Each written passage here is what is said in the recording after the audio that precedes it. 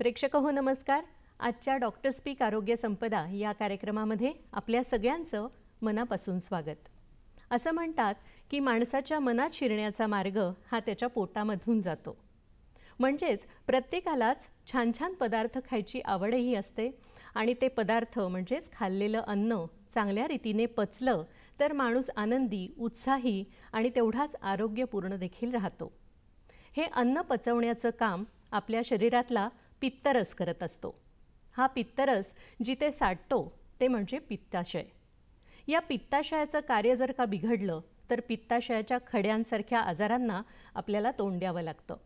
याविषयी आपल्याला माहिती असेल तर या आजारापासून आपण सावध देखील राहू शकतो आणि स्वतःला वाचवू शकतो. यासाठीच आजच्या कार्यक्रमामध्ये आपण आमंत्रित केलं आहे डॉक्टर पद्मसेन रणबागले यांना. डॉक्टर नमस्कार. नमस्कार. आजच्या कार्यक्रमामध्ये तुमचं खूप खूप मनापासून स्वागत. पद्मसेन रणबागले हे ससून रुग्णालय आणि बीजे मेडिकल कॉलेज पुणे इथे शल्य चिकित्सा शास्त्र विभागाचे पथक प्रमुख आणि सहयोगी प्राध्यापक म्हणून गेली अनेक वर्ष कार्यरत आहेत. त्यांनी वैविध्यपूर्ण आणि वेगवेगळ्या पद्धतीने किचकट अशा शस्त्रक्रिया अगदी लीलया हाताळल्या आहेत. रुग्णांना जीवनदान दिलेलं आहे. विविध विद्यार्थ्यांना शिकवण्याचा त्यांना गेली 21 वर्ष अनुभव आहे. तेव्हा त्यांच्याशीच आपण चर्चा करूया आणि जाणून घेऊया आजचा आपला जो विषय आहे त्या संदर्भात, अर्थात पित्ताशयाचे खडे या आजाराविषयी आणि त्याच्यावरील उपचारांविषयी. डॉक्टर, आजचा जो विषय आहे आपला पित्ताशयातील खडे हा आजार आणि त्याच्यावरचे उपचार, तर ह्याविषयी जाणून घेताना सुरुवातीला आम्हाला आवडेल की पित्ताशय म्हणजे नेमकं काय असतं, त्याचं आपल्या शरीरामध्ये कितपत महत्त्वाचं कार्य असतं याविषयी आम्हाला सांगा. पित्ताशय ही सामान्य माणसाला माहिती असलेली पित्ताची पिशवी, ती यकृत म्हणजे लिव्हरच्या बाजूला असते. लिव्हर किंवा यकृत हे पित्त बनवण्याचं मशीन असतं. म्हणजे शरीरामध्ये जे काय आपण अन्न ग्रहण करतो आणि त्याचं पचन होतं, त्याचं पुढे जाऊन जी एनर्जी डेव्हलप करण्याचं काम असतं ते यकृत करतं. यकृतामधून पित्ताचा रस तयार होतो आणि पित्ताच्या वाहिनीच्या माध्यमातून ते पित्त नलिकेमध्ये येतं. आपण जेव्हा जेवण करतो त्यावेळेस कॉन्सन्ट्रेटेड पित्त मिळावं म्हणून ही पित्ताची पिशवी निसर्गाने माणसांमध्ये बनवलेली आहे. ज्यावेळेस आपण जेवण करत नाही त्यावेळेस पित्त नलिकेचं जो तोंड असतं ते बंद राहतं. त्यामुळे पित्त जाऊन ह्या पित्ताच्या पिशवीमध्ये साठतं आणि ते एकवटतं. ते जवळपास 10 ते 20% एकवटतं. ज्यावेळेस आपण जेवण करतो त्यावेळेस मग कोलेसिस्टोकायनिन नावाचं रसायन सोडलं जातं आतड्यातून, जे ह्या पित्ताच्या पिशवीवरती ॲक्शनमध्ये येतं आणि मग त्याच्यामुळे मग पित्ताचा विसर्ग होतो आणि तो आतड्यांमध्ये येऊन ते पित्त आतड्यामध्ये येऊन जेवणामध्ये मिश्रित होऊन पुढे अन्नपचन क्रियेची मदत करतं. पित्ताशयाचं किंवा या पित्ताचं जे कार्य आहे ते बिघडतं कुठे आणि त्याचे खडे का तयार होतात? पित्त जर आपण पाहिलं, पित्त हे रसायन किंवा हे द्रव्य आहे जे लिव्हर बनवतं. बरोबर आहे. तर त्याचे जर आपण घटक बघितले तर त्याच्यामध्ये 95% पाणी असतं. आणि मग बाकीचे जे घटक आहेत त्याच्यामध्ये बिलिरुबिन, बिलिवर्डिन, मग बाईल ॲसिड्स किंवा फॉस्फोलिपिड्स आणि कोलेस्ट्रॉल किंवा चरबी हे असे वेगवेगळे घटक असतात. प्लस इलेक्ट्रोलाइट्स असतात. तर ह्या सगळ्या घटकांचं एकत्रित जे द्रव्य असतं ते बाईल किंवा पित्त असतं. ते यकृत बनवतं आणि मग ते पित्ताच्या वाहिनीमार्गे ते खाली येतं. ज्यावेळेस आपण जेवण करत नसतो त्यावेळेस स्पिंटर किंवा जे वॉल्व असतं आतड्याच्या तोंडाला ते बंद असतं. त्यामुळे मग ते पित्त पिशवीमध्ये साठतं व ते एकवटतं. आता ह्यापैकी कोणत्याही घटकांमध्ये कमी जास्त प्रमाण झालं, जसं पाणी कमी झालं, जे म्हणजे प्रदीर्घ आजारामध्ये ज्यावेळेस माणूस खूप दिवसापासून आजारी असतो, अन्न ग्रहण करण्याची क्षमता कमी झालेली असते किंवा करत नाही अन्न ग्रहण काही कारणांमुळे, त्यामुळे ह्या पिरियड्समध्ये तिथं पित्त साठतं. किंवा इन्फेक्शन झालेलं आहे, मग ते पित्ताच्या पिशवीचं इन्फेक्शन, जसं टायफॉइडमध्ये पित्तामध्ये इन्फेक्शनचं प्रमाण वाढतं आणि मग ते इन्फेक्शन झाल्यानंतर तिथं जंतुसंसर्ग झाल्यामुळे त्याला एक नायडस किंवा सीड फॉर्म होते ज्याच्यावरती मग खडा तयार होतो. किंवा पित्ताची जी पिशवी असते ते पित्ताचा विसर्ग करण्याचं काम करते. तर ते पित्ताची पिशवी जर कमकुवत झाली तर पूर्ण विसर्ग होत नाही. ह्यामुळे पित्त तुंबून राहतं तिथे. तर ह्या सगळ्या गोष्टींमुळे होतं कसं की पित्त आणि त्याच्या घटकांमध्ये इम्बॅलन्स झाल्यामुळे त्याच्यामधले काही घटक ह्याचा सार तयार होतो आणि मग त्याच्यामुळे रेणुकणामध्ये रूपांतर होतं आणि मग over a period of time त्याच्यावरती पित्ताच्या बाकीच्या साराचा थर जमा होऊन त्याचे खडे तयार होतात. तर हे एका कारणांमुळे होत नाही, मल्टिपल फॅक्टर्स असतात त्याच्यामध्ये. म्हणजे थोडक्यात ते पित्त जे असतं ते प्रवाही राहिलं पाहिजे आणि मुख्य म्हणजे जेव्हा भूक लागते तेव्हा तुम्ही वेळच्या वेळी खायला पाहिजे, कारण तुम्हाला ते इंडिकेशन असतं की पित्तरस तयार झाला आहे आणि तुम्ही अन्न ग्रहण करायला पाहिजे. डॉक्टर, जेव्हा एखादा रुग्ण तुमच्याकडे येतो की मला पोट दुखतंय किंवा ॲसिडिटी होतीये किंवा कदाचित त्याला पित्ताशयाचे खडे होऊ शकतात किंवा असू शकतात शरीरात, अशी शंका तुम्हाला कशी येते आणि काय कंप्लेंट्स घेऊन येतात? पित्ताचा आजार हा सगळ्यात कॉमन आजार आहे. आपण दररोज जेवतो, जेवणाचे प्रकार वेगवेगळे असतात. बरीच लोक जेवणामध्ये एक्सपेरिमेंट्स करत राहतात. त्याच्यामुळे रुग्ण जे आमच्याकडे येतात ओपीडी मध्ये त्यावेळेस ते सर्वसाधारण पोट दुखतंय, खूप दिवसापासून दुखतंय, म्हणजे मेडिकलमध्ये जाऊन औषध घेतलं पण तरी राहत नाही, मळमळ होते, रात्री पित्ताचा त्रास होतोय, असे विविध प्रकारचे म्हणजे साधारण पोटदुखी ते असह्य पोटदुखी किंवा ज्याच्यामुळे त्यांचे लाईफस्टाईल मॉडिफिकेशन्स हे करायला लागतात, कामाला जाता येत नाही एवढं पित्त होतं, असे लोक जेव्हा आमच्याकडे येतात त्यावेळेस आम्ही त्यांचं बाकीच्या तपासण्या करतो, क्लिनिकली त्यांना पाहतो आणि मेजॉरिटी ऑफ टाइम्स आम्ही एक बेसिक इन्व्हेस्टिगेशन असतं सोनोग्राफी ती करून घेतो. आणि अशा लोकांमध्ये ज्यांच्यामध्ये मळमळ होते, पित्त वारंवार होतं किंवा पोटदुखी होते, ह्या लोकांमध्ये युजली पित्ताचे आजार असण्याची शक्यता जास्त असते. आपण जर भारतामध्ये पाहिलं तर जवळपास एक 6 ते 10% लोकांना जनरल पॉप्युलेशनमध्ये पित्ताचे खडे असतात. पण मग जास्त हे कोणामध्ये आपल्याला दिसून येतं? स्त्रियांमध्ये दिसतं की पुरुषांमध्ये दिसतं? ह्याच्यामध्ये स्त्री प्राधान्य जास्त आहे. स्त्रियांमध्ये पित्ताचे खडे असण्याचं इन्सिडेन्स हा पुरुषांपेक्षा ऑलमोस्ट दुप्पटीने आहे. बरोबर. आणि जर आपण भारतभराचं जर स्टॅटिस्टिक्स बघितलं तर उत्तर भारतीयांमध्ये पित्ताचे खडे होण्याची शक्यता जास्त आहे. पण मग याचं कारण काय आहे? बरीच कारणं असतात, जसे आपण सांगितलं की पाण्याची मात्रा कमी जास्त होणे किंवा अन्न जे ग्रहण करतो आपण त्याच्यामध्ये सार असणे किंवा जे मांसाहारी लोक असतात त्यांच्यामध्ये चरबी जमा होणे किंवा कोलेस्ट्रॉल जमा होतात, त्यामुळे कोलेस्ट्रॉल प्रेसिपिटेशन होतं बाईलमध्ये आणि त्याचे मग स्टोन्स फॉर्म होतात किंवा इन्फेक्शन होणे, हे सर्वसाधारण कॉमन आहेत. किंवा ज्या लोकांमध्ये रक्तपेशांचा आजार असतो, हिमोलायटिक ॲनिमिया, रक्ताशय होतं म्हणजे ॲनिमिया होतो पण त्याच्यामध्ये आरबीसीसचं ब्रेकडाऊन जास्त प्रमाणात होतं, त्यांच्यामध्ये लहान वयात, अगदी लहान वयात पण खडे असतात किंवा आढळतात. बरोबर. म्हणजे अगदी लहान मुलांपासून हा आजार होऊ शकतो किंवा ह्याची शक्यता असते. डॉक्टर, तुम्ही जे सांगितलं स्त्रियांमध्ये हा आजार जास्त दिसतो, तर एक शंका मनात येते की काही स्त्रियांना बरेचदा उपवास करण्याची सवय असते किंवा एक मानसिकता त्यांची असते की मला उपवास केला म्हणजेच माझं जीवन, माझ्या कुटुंबाचं जीवन चांगलं राहील, तर याच्यामुळे सुद्धा हा त्रास होऊ शकतो का? वारंवार उपाशी राहण्यामुळे पित्ताच्या कॉन्सन्ट्रेशन्स आणि त्याच्या ह्याच्यामध्ये बदल घडणार आणि over a period of time ते होऊ शकतं. पण नेमकं उपास केल्यामुळेच होईल असं काही नाहीये, त्याच्यामुळे जे खाल्लं जातं त्याच्यामुळे कदाचित होऊ शकतं. आणि तुम्ही जे म्हणालात की उत्तर विभागामध्ये जास्त वाटतं, तर थंडीचं प्रमाण जास्त असेल आणि पाणी कमी प्यायला गेलं तर होऊ शकतं का? हे थंडीचं प्रमाण, पाणी कमी पिणे हे तर कारण आहेतच. थंडीपेक्षा पाणी कमी पिणे किंवा पाण्याची मात्रा कमी पडणे हे कारण आहे. पण भारतामध्ये त्याच्यावरती रिसर्च झाला होता, ती गंगा जिथून वाहते आणि गंगेच्या आजूबाजूला जे काही राज्य आहेत त्या राज्यांमध्ये हे पित्ताचे खडे होण्याची शक्यता किंवा प्रादुर्भाव त्यांचा जास्त आहे आणि ते असिम्प्टमॅटिक राहतात आणि over a period of time मोठे मोठे खडे होतात त्यांचे आणि त्याच्यामुळे त्यांना गॉलब्लॅडर कॅन्सरचं पण प्रमाण त्या भागामध्ये जास्त आहे. ही जी लक्षणं आहेत त्यावरनं तुम्ही कशा प्रकारच्या तपासण्या सांगतात? पेशंट जेव्हा आमच्या ओपीडीत येतो आणि हे पित्ताच्या आजारांबद्दल त्याचे जे कंप्लेंट सांगतो की मला हे त्रास होतात की मळमळत होते, काही खाल्ल्यानंतर पचत नाही किंवा 2 खाण्याच्या मध्ये पण त्रास होतो, याचा अर्थ कुठेतरी पित्ताचा विसर्ग अनियमितपणे होतो. तर ते विसर्ग अनियमितपणे होण्याचं सर्वसाधारण किंवा मोस्ट कॉमन कारण हे पित्ताच्या पिशवीमध्ये असलेले खडे, ज्याच्यामुळे ते पित्ताची पिशवी इरिटेट होते आणि ती सारखी आकुंचन पावते आणि विसर्ग करते. हे एक कारण असू शकतं. त्यामुळे मग अशा पेशंटचं एक बेसिक इन्व्हेस्टिगेशन आपण करतो, ती आहे सोनोग्राफी. सोनोग्राफीवरती पित्ताचे खडे एकदम म्हणजे त्याची पिकअप करण्याची हे जे आहे सेन्सिटिव्हिटी ही चांगली असते. बरोबर.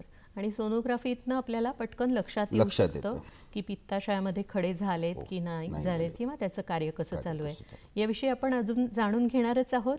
प्रेक्षक हो, आपला आजचा विषय खूप इंटरेस्टिंग आहे, त्यामुळे पाहत रहा डॉक्टर स्पीक आरोग्य संपदा हा कार्यक्रम. घेऊया छोटीशी विश्रांती. प्रेक्षक हो, विश्रांतीनंतर पुन्हा एकदा आपल्या सगळ्यांचं स्वागत आहे डॉक्टर स्पीक आरोग्य संपदा या कार्यक्रमामध्ये. आज आपण बोलत आहोत डॉक्टर रणबागले यांच्याशी पित्ताशयातील खडे या आजाराविषयी आणि त्याच्या उपचारांविषयी.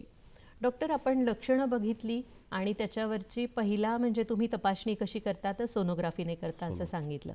तर सोनोग्राफी शिवाय अजून काय काय तंत्रज्ञानात आपल्या भर पडलेली आहे की जेणेकरून आपल्याला हे खडे दिसतात किंवा जाणून घेता येतात? पोटाचा सिटी स्कॅन करता येतो.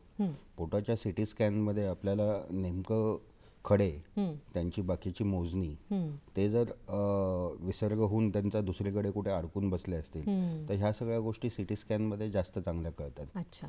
सिटी स्कॅनमध्ये जर समजा काही खडे ज्यांच्यामध्ये कॅल्शियमची मात्रा कमी असेल तर जर ते दिसले नाहीत तर मग दुसरं ऑप्शन असतं MRI करणं. MRI मग आपल्याला पित्ताच्या नलिका आणि पित्ताशय आणि त्या साधुपिंडाची नलिका, हे सगळं जे काय अॅनाटॉमिकल स्ट्रक्चर असतं, रचना असते शरीराची, ती सगळी दिसते.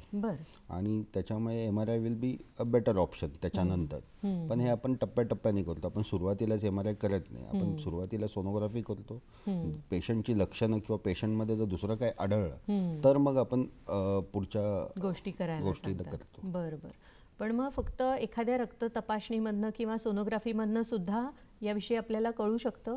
रक्त तपासणीमधून पित्ताचे खडे आपल्याला नाही कळणार. पित्ताचे खडे कळण्यासाठी आपल्याला रेडिओलॉजिकल इन्व्हेस्टिगेशन्सच करावे लागतात. बरोबर. पित्ताचे म्हणजे रक्ताच्या तपासणीमधून जर समजा पित्ताचा खडा अडकला असेल आणि त्याच्यामुळे कावीळ झाली तर मग रक्ताच्या तपासणीमधून त्या काविळीची पातळी किती किंवा बाकीच्या गोष्टी काय आहेत हे आपल्याला निदर्शनास येतं. पण पित्ताचे खडे शोधायचे असतील किंवा त्याचं निदान करायचं असेल तर सोनोग्राफी, सिटी स्कॅन, MRI किंवा ओरल कोलॅन्जिओग्राफी होती ती, जी आता करत नाहीत, ह्या गोष्टी करतात. आपण कधी कधी साधा एक्सरे केला आणि जर खड्यांमध्ये कॅल्शियमचं प्रमाण जास्त असेल तर जसे किडनीमधले खडे दिसतात तसे पित्ताचे खडे दिसतात, पण त्याचं प्रमाण खूप कमी आहे. पण एखादा पेशंट जेव्हा तुमच्याकडे येतो तेव्हा अगदी गडबडा लोळतो येतो वेदनेने, असं होतं का डॉक्टर? पित्ताच्या पिशवीतले जे खडे असतात ते जोपर्यंत पित्ताच्या पिशवीमध्ये राहतात तोपर्यंत खूप काही त्रास देत नाहीत. पण पित्ताच्या पिशवीमध्ये खडे झाले तर नैसर्गिकरित्या शरीराची अशी रचना असते की कोणताही खडा झाला किंवा त्याच्यावरती हे झालं ते शरीर ते बाहेर टाकण्याचा प्रयत्न करतं. त्यामुळे ते पिशवी जेव्हा आकुंचन पावते त्यावेळेस ते खडे पिशवीच्या तोंडात किंवा पिशवीच्या पित्तनलिकेमध्ये येतात आणि तिथून मग जर ते सटकले तर मग ते मेन नलिकेत येऊन अडकतात. आता मग समजा आपण असं कन्सिडर केलं की ते पित्ताच्या शयाच्या तोंडाला अडकला खडा, तर मग ते तोंडाला अडकला तर पित्ताचा विसर्ग होऊ शकत नाही. त्याच्यामुळे उलट पित्त तिथे जमा होऊन राहतं, तुंबतं. त्याच्यामुळे पित्ताच्या पिशवीला सूज येते, त्याला आम्ही कोलेसिस्टायटिस म्हणतो. पिशवी फुगते. आणि जर तुम्हाला बाकी काय आजार असेल किंवा म्हणजे डायबिटीज असेल किंवा हे असेल तर त्याच्यामध्ये हे जास्त धोकादायक ठरू शकतं. बरोबर आहे. म्हणजे हृदयरोग ज्यांना आहे हो त्यांच्यामध्ये हे धोकादायक ठरू शकतं. कारण ती पित्ताची पिशवी फुगली की over a period of time जर त्याच्यावरती उपचार नाही घेतले तर ती फुटण्याचे चान्सेस असतात. ते जर फुटलं तर पूर्ण पोटामध्ये पित्त पसरून त्याचं केमिकल पेरिटोनायटिस होतं आणि त्याच्यामध्ये मग जीवाला धोका जास्त असतो. हा एक भाग झाला. जर तो खडा तिथून सटकला आणि जे सामान्य पित्तनलिका आहे जी लिव्हरमधून खाली आतड्यामध्ये उघडणार असते त्याच्यामध्ये जर खडा जाऊन अडकला तर मग कावीळ व्हायला चालू होते. अरे बापरे. कावीळ झाली तर युजली अंगाला खाज येणे ही सर्जिकल कावीळ किंवा सर्जिकल जॉन्डिस म्हणतो आपण त्याला. जसं बाकीचं संसर्गजन्य जॉन्डिस वेगळा आणि पित्ताच्या खड्या अडकल्यामुळे जो जॉन्डिस होतो तो वेगळा. ह्याच्यामध्ये अंगाला खाज यायला लागते, डोळे हिरवट पिवळे असे होतात. तर ह्या ज्या काविळी आहेत ह्याच्यामध्ये मग आपल्याला सोनोग्राफीवरती प्राथमिक आपण पाहतो की काय आहे, त्याच्यावरती जर नाही निष्पन्न झालं तर स्कॅन करतो. स्कॅनवरती खडा दिसला तर मग त्याच्यावरती उपचार करणं, तातडीने उपचार करणं गरजेचं होतं. नाहीतर मग त्याच्यामध्ये मग परत ते पित्ताच्या नलिकेचं सूज येणे, त्याला कोलेंजायटिस म्हणतो आपण, प्लस ऑब्स्ट्रक्टिव्ह जॉन्डिस, म्हणजे हे ऑब्स्ट्रक्शनमुळे झालेली कावीळ आहे जे सर्जिकल आहे. तर त्याच्यामध्ये ते होणं, ह्या सगळ्या गोष्टी आपल्याला तातडीने हाताळाव्या लागतात. समजा तो खडा तिथेही नाही अडकला आणि तो खाली आला आणि जिथं स्वादुपिंड आणि पित्ताच्या नलिकेचं संगम होतं आणि ते एकत्रितपणे आतड्यात उघडतं, तिथे जर तो अडकला तर ते जास्त डेंजरस होतं. कारण पित्ताच्या नलिकेला अडकल्यामुळे कावीळ होईल, पण ते स्वादुपिंडाचं तोंड तिथे दाबलं गेल्यामुळे स्वादुपिंडाला सूज येते. म्हणजे ते गॉलस्टोन इंड्युस्ड पॅनक्रियाटायटिस जे म्हणतो आपण, त्याचा तो प्रकार होतो. आणि मग त्याची सिव्हिरिटी किती आहे त्याच्यानुसार तुमच्या जीवाला धोका निर्माण होऊ शकतो, अशी परिस्थिती येते. त्यामुळे ह्या 2-3 कंडिशन्समध्ये आपल्याला त्वरित ट्रीटमेंट करावी लागते. म्हणजे जे साधे वाटणारे स्टोन्स आहेत, जी लोक म्हणतात की हे वर्षभर आहेत, आयुष्यभर आहेत, ह्याचा काही त्रास होत नाही, ते अचानक आपल्याला ICU मध्ये निघू शकतात, अशी पण कंडिशन होत. डॉक्टर, या खड्यांची जेव्हा उपचार पद्धती करतो तर तेव्हा तुम्ही ज्या ह्या तपासण्या सगळ्या सांगितल्या, तर या खड्यांचा साईज किंवा त्याचा आकार किंवा संख्या ह्याच्यावरनं तुम्ही कशा पद्धतीने निदान करता किंवा पेशंटला सांगता? आपण जेव्हा पित्ताचे खडे पाहतो, बऱ्याच वेळेस आपण जे आत्ता डिस्कस केलं की इमर्जन्सी कंडिशन्स, ते सोडले तर साधारणपणे पित्ताचे खडे असलेले पेशंट्स हे उलटी, मळमळ, कधी पोटदुखी, कधी पाठीत दुखी, असे छोट्या छोट्या कारणांसाठी OPDला येतात. त्यामुळे त्यांना तो सिरियसनेस नसतो की आपल्याला पित्ताचा खडा आहे, तर पित्ताचा खडा आहे असं ते कन्सिडर करतात. पण त्याच्यामुळे त्यांच्या आयुष्यावरती परिणाम होऊ शकतो किंवा ते इमर्जन्सीमध्ये लँडअप होऊ शकतात, हे ते कन्सिडर करत नाही. त्यामुळे बऱ्याच वेळेस जेव्हा पित्ताचे आम्ही तपासण्या करतो, त्याच्यामध्ये जर रेणुकण असतील, म्हणजे छोटे छोटे खडे असतील, 2 मिलीमीटर 3 मिलीमीटर, हे खडे सटकून खाली अडकण्याचे चान्सेस सगळ्यात जास्त असतात. त्याच्यामुळे हे जे बाकीचे कॉम्प्लिकेशन्स आहेत, गॉलस्टोन इंड्युस्ड पॅनक्रियाटायटिस किंवा हे छोट्या खड्यांमध्ये जास्त होतात. बऱ्याच वेळेस जेव्हा खडे होतात किंवा पिशवी निकामी किंवा निष्क्रिय होते, त्यावेळेस त्याच्यामध्ये जे पित्त साठतं त्याच्यामुळे मल्टिपल स्टोन्स होतात. आणि जेव्हा ते रेणुकण एकवटतात त्यावेळेस काही लोकांमध्ये ते एकवटलेलं दगड पूर्ण तयार होतो. अरे बापरे. तर जगाच्या मध्ये जर आपण हे पाहिलं की सगळ्यात मोठा दगड किती मोठा होता, तर 17 सेंटीमीटरचा दगड आतापर्यंत पित्ताशयामधून काढलेला आहे चाईल या देशामध्ये. पण एवढा मोठा होऊ शकतो. पण असे पण आहेत की मागे आमच्याच हॉस्पिटलमध्ये आम्ही एका पित्ताच्या पिशवीमधून 350 दगड काढले होते.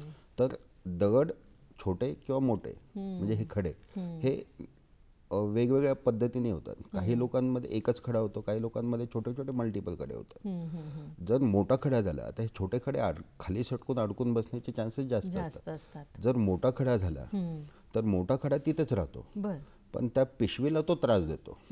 तिथे मग ते सूज येते, ते इरिटेट होतं, मग ते पिशवीचा जो विसर्ग करण्याची त्याची क्षमता आहे ती कमी होते.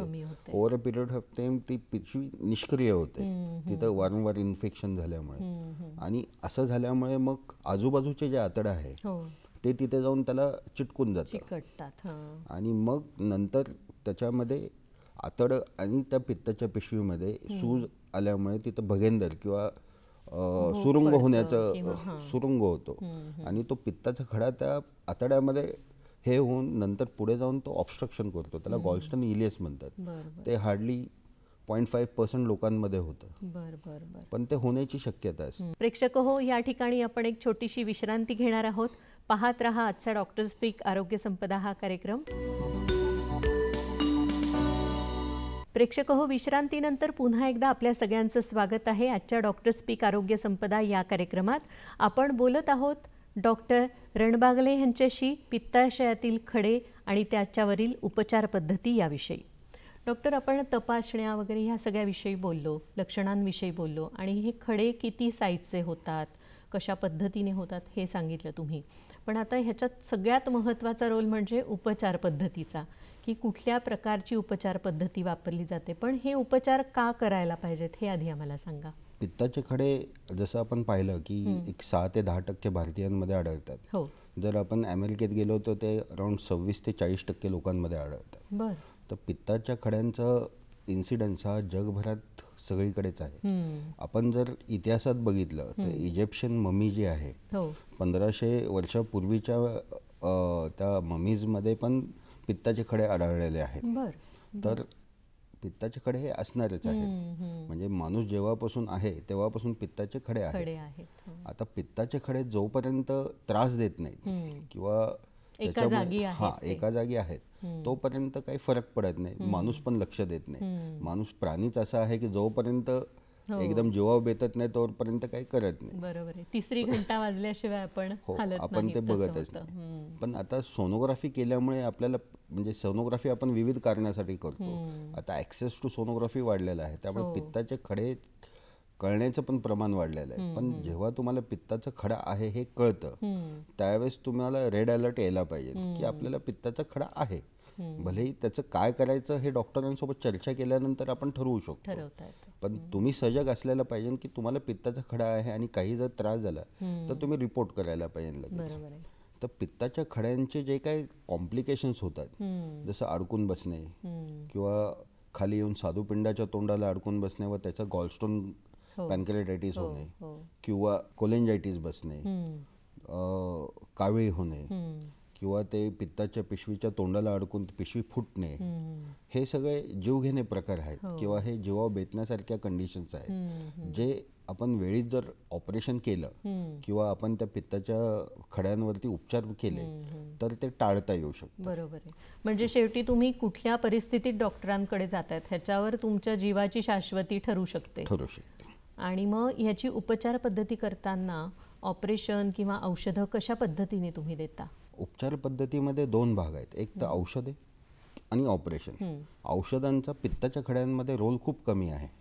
कारण पित्ताचे खडे ज्यावेळेस तयार होतात त्यावेळेस ते जर फक्त चरबीयुक्त खडे असतील तरच ते काही प्रमाणात औषधांनी विरघळू शकतात. जर त्या चरबीच्या खड्यांमध्ये कॅल्शियमचं डिपॉझिशन झालं तर ते विरघळण्याची शक्यता ऑलमोस्ट नाही असते. चरबीचे जे खडे आहेत ते विरघळतात, म्हणजे काही प्रमाणात विरघळू शकतात.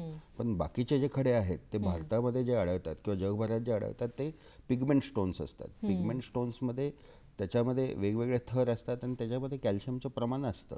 त्यामुळे ते विरघळण्याची शक्यता खूपच कमी असते. जे खडे कडक झालेले असतात ते विरघळत नाहीत काही केल्या.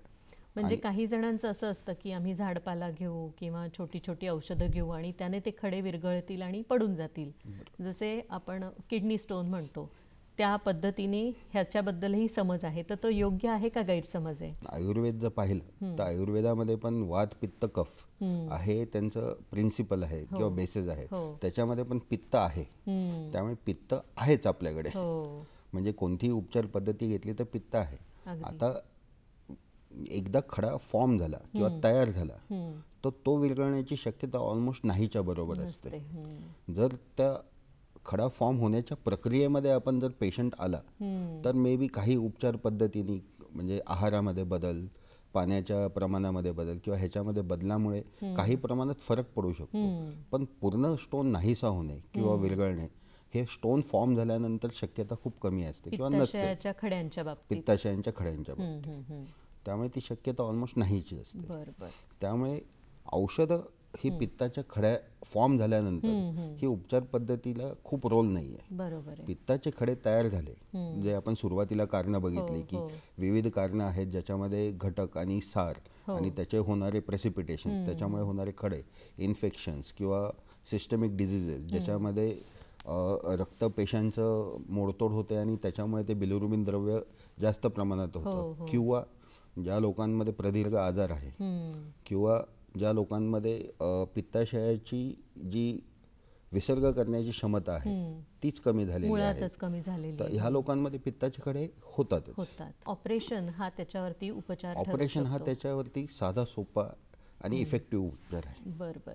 मग ह्या ऑपरेशनच्या किती पद्धती आहेत साधारण? पित्ताशयाचं जे ऑपरेशन आहे त्याच्यामध्ये 2 मुख्य पद्धती आहेत. एक ओपन सर्जरी किंवा चीर मारून ऑपरेशन करणे आणि एक दुर्बिणीद्वारे ऑपरेशन करणे. आता ज्यावेळेस दुर्बिणद्वारे ऑपरेशनची पद्धत नव्हती त्यावेळेस सगळे ऑपरेशन्स हे चीर मारून केले जायचे. पण ते चीर मारून करणाऱ्या ऑपरेशनसाठी आपल्याला छातीच्या खालच्या भागावरती जिथे यकृत असतं आणि जिथे ते पित्ताशय त्याला अटॅच्ड असतं तिथे चीर घ्यावी लागायची आणि ती बरीच मोठी असायची. आणि ज्या लोकांमध्ये ऑलरेडी सूज आली आहे किंवा हे आले त्याच्यामध्ये त्याचं चीर मारण्याचं प्रमाण किंवा ऑपरेशनचं प्रमाण हे खूप मोठं असायचं. त्याच्यामुळे मग ते त्याच्याशी रिलेटेड बाकीच्या ज्या गोष्टी आहेत चीर मारून ऑपरेशन करण्याच्या, कॉम्प्लिकेशन्स, हॉस्पिटल स्टे किंवा खूप दिवस आजार राहतो, नंतर मग आपण चीर मारतो त्यावेळेस सगळ्या ज्या मांसपेशी असतात त्यांना आपल्याला कापावं लागतं, त्यामुळे त्यांचं जे काय बरं होण्याची वेळ लागते, ह्या सगळ्या गोष्टींना प्रदीर्घ पिरियड लागतो. आणि त्याच्यामुळे ओपन सर्जरी हे आत्ता जास्त प्रिफर केली जात नाही. आत्ता आपण प्रिफर करतो दुर्बिणीद्वारे शस्त्रक्रिया. आणि गॉलब्लॅडर सर्जरी किंवा पित्ताशयाची पिशवीचं उच्छेदन करणे म्हणजे कोलेसिस्टेक्टॉमी करणे, हे दुर्बिणीद्वारे करणे हे सगळ्यात सोपं, पेशंटसाठी सुसह्य आणि टेक्निकली सेफ असं आहे. तुम्ही ह्याच्यावरच PhD करत आहात, त्याविषयी आम्हाला सांगा की तुमचा विषय काय आहे आणि पित्ताशयाचे खडे तुमचा जो विषय आहे त्याने कसे आपण अगदी सोयीस्कररित्या ऑपरेशन करू शकतो. पित्ताशयामध्ये जेव्हा दुर्बिणीचे ऑपरेशन चालू झाले त्यावेळेस 4 छिद्र पाडून आपण ऑपरेशन करतो, जी आपण कन्व्हेन्शनल मल्टीपोर्ट लॅप्रोस्कोपिक सर्जरी असं म्हणतो. पण ते 4 जागी छिद्र पाडणे किंवा एक मोठी चीर हे काही लोकांमध्ये दिसण्यासाठी हे होतं. आणि जसं आपण पहिलंच पाहिलं की स्त्रियांमध्ये पित्ताच्या खड्यांचा प्रभाव म्हणजे प्रादुर्भाव जास्त आहे, तर त्यांच्यामध्ये मग ते बाकीचे त्यांच्या ह्याच्यासाठी कॉस्मेटिकली अनएक्सेप्टेबल व्हायला लागलं होतं. मग असं झालं की आपण कमी पोर्ट्समध्ये करू, मग 3 पोर्ट सर्जरी आली, मग तेही कमी करून आपण छोटे छोटे छिद्र पाडून करू. हे सगळं झाल्यानंतरही ते माणसाला सौंदर्य आणि कॉस्मोसिस बद्दल एवढं हे असतं की त्यांना ते हे होत नाही. नंतर मग बेंबीतून सर्जरी करण्याचा प्रकार चालू झाला की बेंबी ही आपल्याला जन्मता जिथे नाळ असते त्याचं ज्यावेळेस सिकेट्रायझेशन होतं त्यावेळेस तिथं व्रण होतं. बेंबी हे व्रण आहे, मग त्या व्रणाला ओपन करून तिथून सर्जरी करायचं, म्हणजे बाकी कुठेही व्रण नाही आणि जो ऑलरेडी व्रण आहे तो तसाच राहणार आहे, त्याचाच उपयोग करून निघाला. तर माझा PhDचा टॉपिकच हा आहे की बेंबीतून दुर्बिणीद्वारे पित्ताशयाच्या पिशवीचे सर्जरी कर. ही जी शस्त्रक्रिया असते याला किती वेळ लागतो आणि जी जुनी शस्त्रक्रिया आहे तुम्ही म्हणालात की छेद घेऊन आता फार लोक करत नाहीत पण कधीतरी करावी लागत असेल तर त्याला किती वेळ लागतो? चीर घेऊन शस्त्रक्रिया करण्याची जी गरज असते ज्यावेळेस दुर्बिणीतून आपण शस्त्रक्रिया प्रथम आपण दुर्बिणीला प्राधान्य देतो कारण ती पेशंटसाठी अगदी चांगली असते. तर दुर्बिणीतून ज्या शस्त्रक्रिया होत नाहीत किंवा खूपच गुंतागुंत झालेली असते जी दुर्बिणीने सॉल्व्ह करणं शक्य नसतं, अशाच लोकांमध्ये आता सध्या ओपन शस्त्रक्रिया किंवा चीर मारून शस्त्रक्रिया केली जाते. मग ती गुंतागुंत असल्यामुळे मग त्याचं ड्युरेशन ऑफ सर्जरी ही नेहमीच जास्त असते ह्याच्यापेक्षा. प्रेक्षक हो, कुठेही जाऊ नका, पाहत रहा आजचा डॉक्टर स्पीक आरोग्य संपदा हा कार्यक्रम. प्रेक्षक हो, विश्रांतीनंतर पुन्हा एकदा स्वागत आहे डॉक्टर स्पीक आरोग्य संपदा या आजच्या कार्यक्रमामध्ये. आपण बोलत आहोत पित्ताशयातील खडे या आजाराविषयी आणि त्याच्या उपचारांविषयी. डॉक्टर, आपण ऑपरेशनविषयी बोललो, त्याच्या ज्या 2-3 महत्त्वाच्या पद्धती आहेत त्यातली एक म्हणजे ट्रॅडिशनल मेथड की ज्याच्यात आपण चीर घेऊन कट घेऊन ऑपरेशन करतो. त्याला किती वेळ लागतो साधारण? गुंतागुंतीचं नसेल, फक्त पित्ताचे खडे आहेत, बाकी काय आजार नसेल तरी त्याला 1-1.5 तासच्या आसपास जातो, कारण ते उघडणे, पित्ताशयाचं ऑपरेशन करणे, मग ते पूर्ण लेअर वाईज बंद करणे, ह्या सगळ्या गोष्टींना वेळ जातो. तेच जर आपण दुर्बिणीद्वारे करायचं म्हटलं तर दोघांना भूल तर पूर्ण भूल द्यावीच लागते. तर बेंबीपाशी 1 छिद्र, नंतर मग 3 छिद्र बरगड्यांच्या खालच्या बाजूला, असे 1-1 सेंटीमीटरचे 2 आणि 5 mm चे 2 असे छिद्र असतात, ज्यातून आम्ही दुर्बीण आणि त्याच्यासोबतचे असणारे अवजारं टाकून ते ऑपरेशन करतो. आणि ते काढल्यानंतर बेंबी आणि 10 mm चे जे छिद्र आहेत ते बंद करतो आणि बाकीच्या छिद्रांना आपण स्किन सुचर्स घेतो. त्यामुळे ते आतमध्ये जाणं बंद करणं हे पण जो वेळ असतो तो वाचतो. ओव्हरऑल 50% पेक्षा कमी वेळेमध्ये ओपनच्या लॅप्रोस्कोपिक सर्जरी होऊन जाते. बरोबर. डॉक्टर, तुम्ही जेव्हा सर्जरी करता तेव्हा फक्त खडे काढता का पित्ताशय पण काढता, ह्याच्याविषयी काय सांगाल? आपण अगोदरच्या ह्याच्यात पाहिलं की खडे होण्याचं कारण, एक कारण हेही आहे की पित्ताच्या पिशवीची किंवा पित्ताशयाची जी विसर्ग करण्याची क्षमता आहे ती कमी झालेली असते. जर आपण फक्त खडे काढले, जे अगोदर म्हणजे खूप पूर्वी जेव्हा खड्यांचं हे झालं आणि सूज येऊन ते हे झाले, त्यावेळेस जर फक्त खडे काढले तर त्या पिशवीमध्ये आपण बंद केल्यानंतर त्याचे कॉम्प्लिकेशनचा रेट जास्त असतो.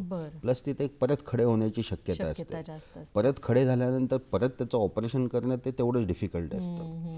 आणि ज्यावेळेस पिशवी हीच दोषी आहे, त्यामुळे तिला वाचून काही उपयोग नाही आहे शरीराला.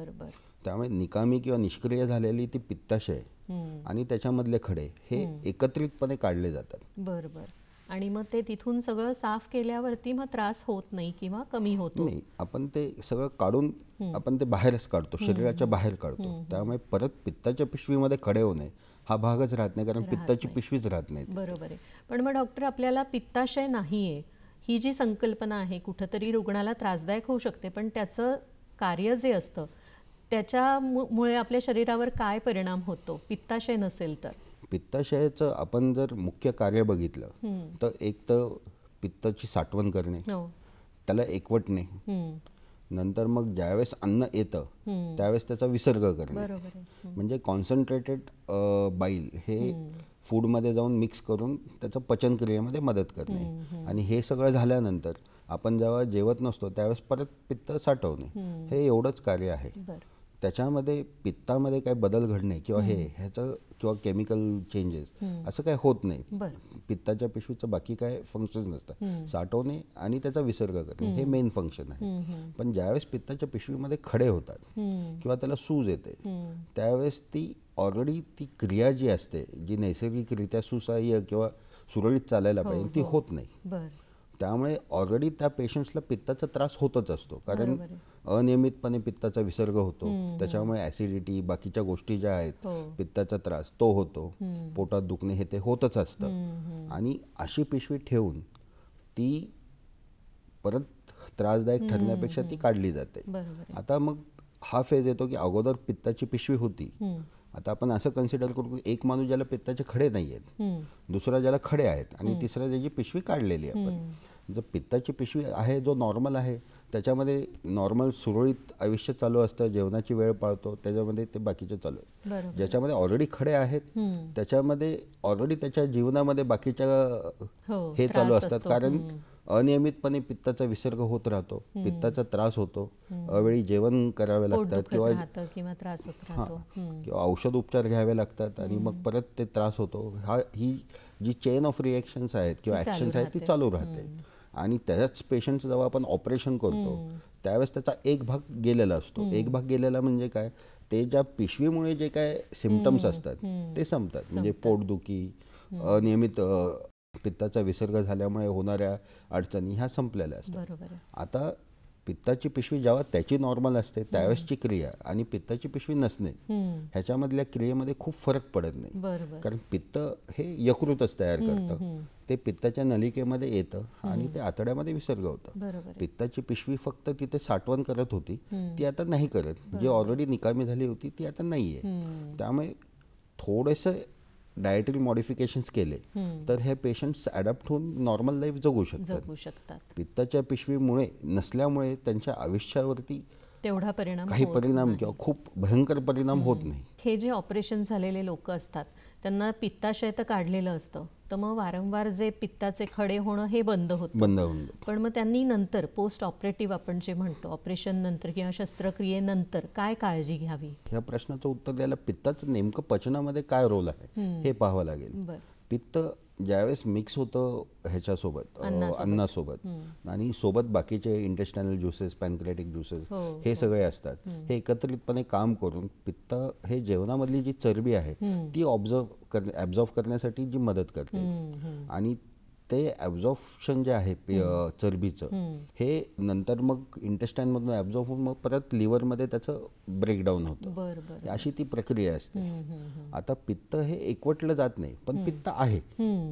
बरोबर आहे. फक्त आता ज्यावेळेस तुम्ही जेवता त्यावेळेस ते पित्त जे एकवटलेलं आहे ते खाली येतं आणि ते मिक्स होतं. आता न एकवटलेलं किंवा डायल्युटेड किंवा नॉर्मल जे काही पित्त लिव्हर प्रोड्यूस करतात ते खाली येतं. बरोबर. त्याच्यामुळे थोडंसं डायल्युशनल रोल असतो. त्यामुळे पित्ताची पिशवी काढलेल्या लोकांना सुरुवातीला चरबीयुक्त पदार्थ, तेलकट पदार्थ हे काही प्रमाणात खाणं टाळायला पाहिजे, जोपर्यंत त्यांची बॉडी ह्या नवीन चेंजला अडॉप्ट होत नाही. एकदा त्या नवीन चेंजला ती बॉडी अडॉप्ट झाली की मग तुम्ही नेहमीच जेवण करू शकता. जे काय अगोदर करत होता ते नेहमीच जेवण करू शकता. तुमचं शरीर त्या ह्याला अडॉप्ट होऊन ते कार्य पूर्ण करते. ज्यांचं ऑपरेशन झालेलं आहे त्यांनी कुठल्या पद्धतीचा आहार घ्यावा किंवा टाळावा? चरबीयुक्त, मग ते व्हेज असो किंवा नॉन व्हेज असो, ते टाळायला पाहिजे. तेलकट ते टाळायला पाहिजे. बंद करा असं म्हणत नाही आपण, पण ते टाळायला पाहिजे. तर प्रत्येक माणसाच्या किंवा रिजन वाईज पण जेवणाच्या पद्धती वेगवेगळ्या असतात. त्यामुळे आपल्याला काय पचतं किंवा आपल्याला कशामुळे त्रास होतो हा प्रत्येक व्यक्तीचा हा वैयक्तिक इश्यू असतो. कारण 2 घरांमध्ये पण वेगवेगळ्या पद्धतीचं जेवण बनवलं जातं. त्यामुळे तुम्हाला जे पचतं ते तुम्ही खा. चरबीयुक्त खाणं किंवा तेलकट खाणं हे सुरुवातीला टाळावंच लागणार आहे. फक्त आता ते कोणत्या पद्धतीचं खायचं, किती खायचं हे over a period of time तुम्ही डॉक्टरांसोबत, डायटिशियनसोबत बोलून ते हे करू शकता. बरोबर. म्हणजे इथे पण पुन्हा एकदा डॉक्टरांचा सल्ला, डायटिशियनचा सल्ला हा खूप गरजेचा आहे. डॉक्टर, अशा पेशंट्सनी खाण्याचा किंवा आहाराची तर काळजी घेतली पाहिजे, परंतु काय पद्धतीने त्यांची दिनचर्या असावी किंवा व्यायाम करावा का? ऑपरेशन नंतर लगेच करावा का थोडे दिवसांनी करावा, याविषयी काय सांगाल? लॅप्रोस्कोपिक कोलेसिस्टेक्टॉमी म्हणजे दुर्बिणीद्वारे पित्ताशयाचं उच्छेदन हे केलं, हे जगामध्ये गोल्ड स्टँडर्ड आहे. म्हणजे जर आता पित्ताशयाच्या खड्याचं ऑपरेशन करायचं झालं तर सगळ्यात पहिली पद्धत जी वापरली जाते ही दुर्बिणीद्वारे करण्याची वापरली जाते. हे गोल्ड स्टँडर्ड ह्याच्यासाठी केलं गेलेलं आहे की त्याच्यामध्ये जे काय कॉम्प्लिकेशन रेट्स आहेत किंवा पेशंटच्या म्हणजे ऑपरेशन नंतर पेशंटला जे हॉस्पिटल स्टे असतो किंवा पेन असतं हे सगळं कमी आहे बाकीच्या पद्धतींपेक्षा. त्यामुळे it is considered as gold standard. त्यामुळे हे झाल्यानंतर पेशंट एक टाके काढल्यानंतर म्हणजे आम्ही 3ऱ्या दिवशी तर पेशंट घरी सोडतो आणि त्याच्यानंतर ज्यावेळेस पेशंट टाके काढायला येतो 7व्या 10व्या दिवशी ते काढल्यानंतर तो दैनंदिन आयुष्य जगू शकतो. वेगळे काही रिस्ट्रिक्शन्स किंवा हे करावे लागत नाही. फक्त हे सगळं पचनक्रियेशी निगडीत असल्यामुळे सुरुवातीला थोडंसं अन्नावरती रिस्ट्रिक्शन्स असतात की बाबा काय खावं काय नाही खावं. बरोबर. म्हणजे आहारानंतर म्हणजे आहार तुमचा रेग्युलर झाला, नियमित झाला की त्याच्यानंतर तुम्ही व्यायाम आणि तुमची दिनचर्या सुरू नॉर्मल लाईफ जगू शकता. अगदी नॉर्मल लाईफ जगू शकता. ही खूपच महत्त्वाची माहिती डॉक्टर तुम्ही दिलेली आहे. प्रेक्षक हो, इथे आपण छोटीशी विश्रांती घेणार आहोत, पण पित्ताशयाच्या खड्यांविषयी, या आजाराविषयी आणि त्याच्या उपचारांविषयी अजूनही मार्गदर्शन करणार आहेत डॉक्टर रणबागळे. त्यामुळे कुठेही जाऊ नका, पाहत रहा डॉक्टर स्पीक आरोग्य संपदा हा कार्यक्रम. प्रेक्षक हो, विश्रांतीनंतर पुन्हा एकदा आपल्या सगळ्यांचं स्वागत आहे. आजच्या डॉक्टर स्पीक आरोग्य संपदा या कार्यक्रमामध्ये आपण बोलत आहोत पित्ताशयातील खडे या आजाराविषयी आणि त्याच्या उपचारांविषयी डॉक्टर पद्मसेन रणबागळे यांच्याशी. डॉक्टर, आपण वेगवेगळ्या विषयांवर प्रकाश टाकला, माहिती दिली. मुख्य म्हणजे हे जे ऑपरेशन होतं पित्ताशयाच्या खड्यांचं, तर त्याचा रिकव्हरी पिरियड एक्झॅक्टली किती असतो साधारण, आणि यामधनं बाहेर आलेल्या माणसाला म्हणजे ऑपरेशन किती सेफ असतं हे पण आम्हाला सांगा. मॅडम, मी एक उदाहरण देतो. आमचे मित्र आहेत, ते इंजिनियर आहेत, सॉफ्टवेअर इंजिनियर आहेत. तर त्यांना पित्ताचे खडे आहेत, म्हणजे बऱ्याच वर्षापासून होते. तर ते ऑपरेशनला घाबरत होते. मग एकदा आमच्यासोबत चर्चा झाली, ओपीडीमध्ये आले, चर्चा केली त्यांनी. तर त्यांना म्हटलं तुम्ही ॲडमिट व्हा, आपण करूया. तर ते म्हणे नाही, ते मी इंटरनेटवरती वाचलं, ते दुर्बिणीतून करायचं का उघडून करायचं. तर उघडून केलं तर खूप दिवस लागतात. म्हटलं आम्ही उघडून नाही करणार, आम्ही दुर्बिणीतून करू. ही ससूनच्या ओपीडीतली गोष्ट. मग तो म्हणे की मग किती दिवस लागतील काय. म्हटलं तू ॲडमिट हो, पहिला आपण इन्व्हेस्टिगेशन्स करू. ॲडमिट हो. ॲडमिट झाले ते. ॲडमिट झाल्यानंतर म्हणजे भुलेच्या सगळ्या तपासण्या झाल्या होत्या, ते फिट होते. तर मग ॲडमिट केलं त्यांना आणि ऑपरेशनचा दिवस ठरला. ऑपरेशनच्या दिवशी आम्ही त्यांचं दुर्बिणीद्वारे ऑपरेशन केलं. ऑपरेशन भूल हे सगळं व्यवस्थित झालं, त्यांना काही इश्यूज आले नाही. ऑपरेशन नंतर 1 तासाभरात ते पूर्ण बोलत बिलत होते, सगळं हे होत होते. दुसऱ्या दिवशी म्हणजे त्या दिवशी संध्याकाळी त्यांनी लिक्विड डाएट म्हणजे पाणी बिनी पिलं, हे केलं, ज्यूस घेतले. दुसऱ्या दिवशी सकाळपासून त्यांना पूर्ण आहारावरती घेतलं. आपण एक ड्रेन ठेवतो काही लोकांमध्ये, तो आम्ही 24 तास किंवा 48 तासानंतर काढतो. 48 तासानंतर काढल्यानंतर त्याला आम्ही संध्याकाळी घरी सोडलं. म्हणजे एवढं सोपं आहे ऑपरेशन. दुर्बिणीद्वारे ऑपरेशन करणं हे पेशंटसाठी खूप सोपं आहे. जर बाकी सगळ्या तपासण्या व्यवस्थित असतील, व्यवस्थित जरी नसतील, जर तुम्हाला डायबिटीज आहे, तुम्हाला हायपरटेन्शन आहे किंवा इतर कोणता आजार आहे, तर अगोदरच भूलतज्ञांना दाखवून आपण ते नियमित किंवा आटोक्यात आणून घेतो आणि त्याच्यानंतर ते ऑपरेशन केलं जातं. अशा रुग्णांमध्ये दुर्बिणीद्वारे पित्ताच्या पिशवीचं ऑपरेशन करणं हे जास्त सोयीस्कर राहतं पेशंटसाठी. कारण डायबिटीजमध्ये इन्फेक्शनचा रेट जास्त असतो किंवा हायपरटेन्शनमध्ये बाकीचे कॅलॅमिटीज होण्याचे चान्सेस जास्त असतात. ह्या पेशंट्समध्ये दुर्बिणीद्वारे ऑपरेशन केलं तर कमी वेळेत होतं, पोस्ट ऑपरेटिव्ह पिरियड कमी असतो, पेशंट लगेच जेवण करायला किंवा बाकीच्या हालचाली करायला लागतो, स्वतः घरी चालत जातो. 2-3 दिवसानंतर तो स्वतः घरी जातो चालत.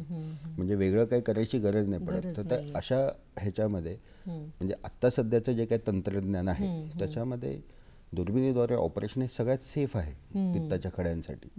आता 3D सिस्टम्स आहेत, म्हणजे तिसरं जे डेप्थ परसेप्शन आहे ते पण आलेलं आहे. म्हणजे काही ह्याच्यामध्ये आता ससूनमध्ये आमच्याकडे 3D लॅप्रोस्कोप आहे ज्याच्यामुळे डेप्थ परसेप्शन जास्त वाढतं. त्यामुळे ऑपरेशन दरम्यान जी गुंतागुंत होते त्याचे चान्सेस ऑलमोस्ट निग्लिजिबल आहेत किंवा नाहीच आहेत. नंतर मग अजून ह्याच्या पलीकडे जाऊन जे आम्ही आता विद्यार्थ्यांना ट्रेन करतो तर त्यांना ते अगोदरच कळावं की कुठे काय आहे. ह्याच्यासाठी ICG डायचा उपयोग केला जातो.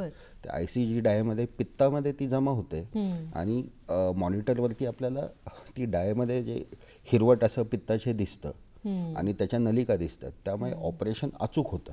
बरोबर आहे. तर ह्या सगळ्या गोष्टींमुळे बाकीची गुंतागुंत होण्याचे चान्सेस ऑलमोस्ट निग्लिजिबल आहेत. म्हणजे पेशंट आला, पेशंटचं ऑपरेशन झालं की 48 तासानंतर पेशंट जेवण हे ते करून हॉस्पिटलमध्ये स्वतःच्या घरी जाऊन जेवू शकतो. बरोबर आहे.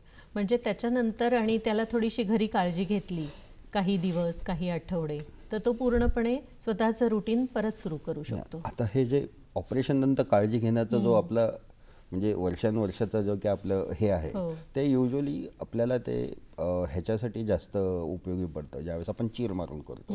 कारण त्यावेळेस मसल्स कापलेले असतात, ते शिवलेले असतात, त्यामुळे लगेच हालचाल करता येत नाही किंवा वेदना होतात. वेदना असह्य झाल्यामुळे माणूस किंवा पेशंट स्वतः चालत नाहीत किंवा स्वतः प्रयत्न करत नाही.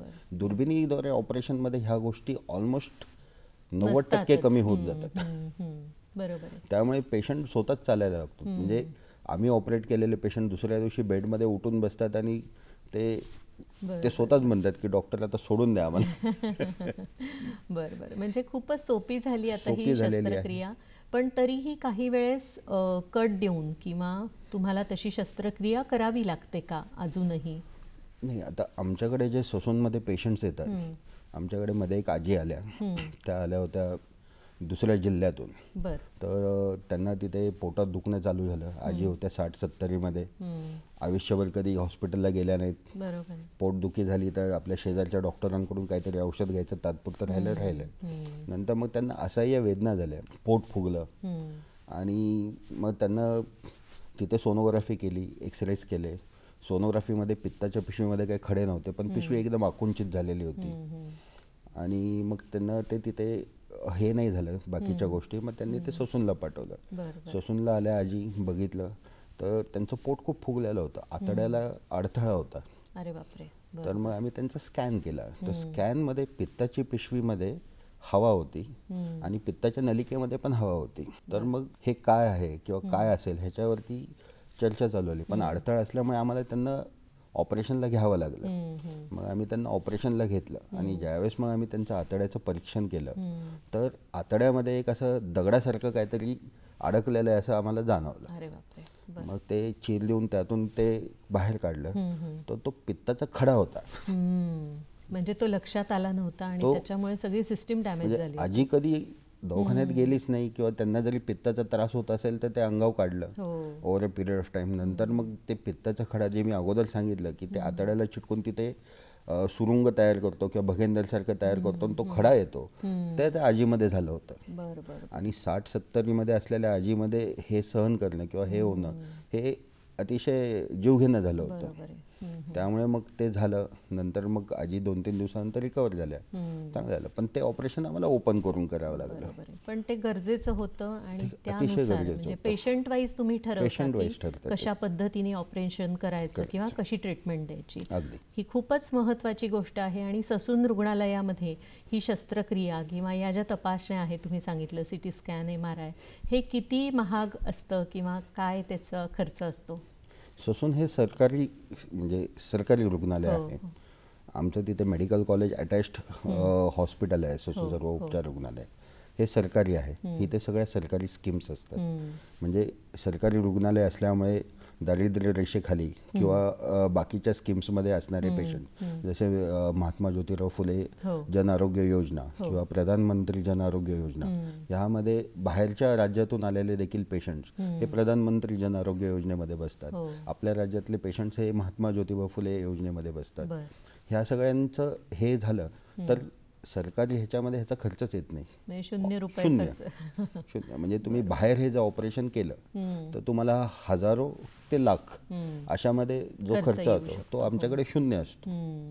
आणि या तपासण्या सुद्धा कमी खर्चात किंवा विना खर्चाच्या होऊ शकतात. जर तुम्ही कोणत्याच योजनेमध्ये बसत नाही तरी तुमचा खर्च हा ऑलमोस्ट 90 पटीने कमी असतो. बरोबर आहे. म्हणजे प्रायव्हेट रुग्णालयांपेक्षा ससूनमध्ये मिळणारी उपचार पद्धती ही ॲडव्हान्स पण आहे आणि खूप योग्य पद्धतीने उपचार दिले जातात. अगदी निशंकपणाने रुग्ण तुमच्याकडे येतात आणि बरे होतात. आता जो माझा PhDचा टॉपिक आहे सिंगल पोर्ट ट्रान्सअम्बिलिकल सर्जरी, हे करणारे पुण्यामध्येच तज्ज्ञ कमी आहेत. बरोबर आहे. म्हणजे ससूनमध्ये रुग्णसेवा तर होते पण शैक्षणिक प्रगती पण होते. नवीन गोष्टीचा लाभ किंवा नवीन तंत्रज्ञानाचा लाभ डायरेक्टली पेशंटला होतो. त्याच्यामुळे पेशंट लवकर बरा होतो. पेशंटला अपडेटेड ट्रीटमेंट भेटल्यामुळे पेशंटमध्ये खूप फरक पडतो. आमच्याकडे येणारे पेशंट्स हे हातावरती काम करणारे असतात.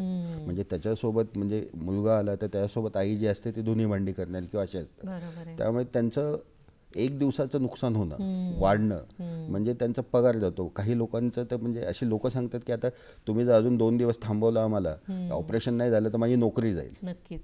तर अशा परिस्थितीत दुर्बिणीद्वारे उपचार केल्यामुळे ते लवकर घरी जाणे, लवकर परत कामावरती जाणे हे सामाजिक किंवा त्यांच्या दृष्टीने पण खूप महत्त्वाचं ठरतं, गरजेचं असतं. आणि हे समाज ऋण फेडताना तुम्ही खूप मनापासून काम करता आणि विद्यार्थ्यांना सोबत मार्गदर्शनही करतात की कसं रुग्णांना तुम्ही तपासलं पाहिजे किंवा उपचार केला पाहिजे. हे खूपच मोलाचं म्हणजे देवदूतासारखं काम तुम्ही करताय. डॉक्टर, आज तुम्ही इथे आलात, बरीच माहिती दिली आम्हाला पित्ताशयाच्या खड्यांविषयी किंवा त्याच्यावरच्या उपचार पद्धतीविषयी. आपल्या प्रेक्षकांना तुम्ही आज काय सांगाल, काय संदेश द्याल? जर पित्ताचा खडा आहे हे जर तुमचं निदान झालं तर त्याच्यावरती त्वरित उपचार करणं गरजेचं आहे. जर तुम्हाला लगेच उपचार करायचे नसतील, जे आपले लोक बरेच तज्ज्ञ असतात की मला ह्यानी सांगितलं, मला त्यांनी सांगितलं, ह्याला 10 वर्षापासून अजून काही त्रास नाही झाला, असं जर असेल तर कमीत कमी दरवर्षी एकदा तरी सोनोग्राफी करून पहा की त्या खड्याचं पुढे काय झालेलं आहे. म्हणजे तुम्हाला कळेल की तुमचा खडा मोठा झाला आहे किंवा तो अजून कुठेतरी जाऊन अडकला आहे किंवा काही त्रास देणार आहे. जर तुम्ही जागरूक नाही राहिलात तर अचानक होणाऱ्या त्रासाला समोर जाणं जास्त त्रासदायक ठरेल. नक्कीच. म्हणजे मगाशी तुम्ही जे सांगितलं की सुस्थितीत असलेल्या पेशंटने जर का तुमच्याकडे येऊन विचारलं आणि वेळेत त्याचं उपचार निदान सगळंच झालं तर मग त्याला पटकन बरं होता येतं, घरी जाता येतं. पण क्रिटिकल अवस्थेमध्ये तुमच्याकडे माणूस आला तर त्याच्या जीवाची आणि त्याच्या उपचार पद्धतीची शाश्वती ही पण थोडीशी दोलायमान होऊ शकते. डॉक्टर, खूपच हे महत्त्वाची गोष्ट सांगितलेली आहे. आणि आपलं पित्त हा जणू सुप्त ज्वालामुखीसारखा आपल्या शरीरात असतो, त्यामुळे वेळीच त्याच्यावर उपचार करणं आणि त्याचा योग्य निचरा होतोय की नाही किंवा त्याचं कार्य योग्य पद्धतीने चालतंय की नाही हे तुम्ही खूप छान पद्धतीने आम्हाला सांगितलं. तुम्ही आज दूरदर्शनच्या स्टुडिओमध्ये आलात आणि खूप महत्त्वाची माहिती आम्हाला दिली. त्यासाठी पुणे दूरदर्शनच्या वतीने तुमचे खूप खूप आभार मानते. धन्यवाद.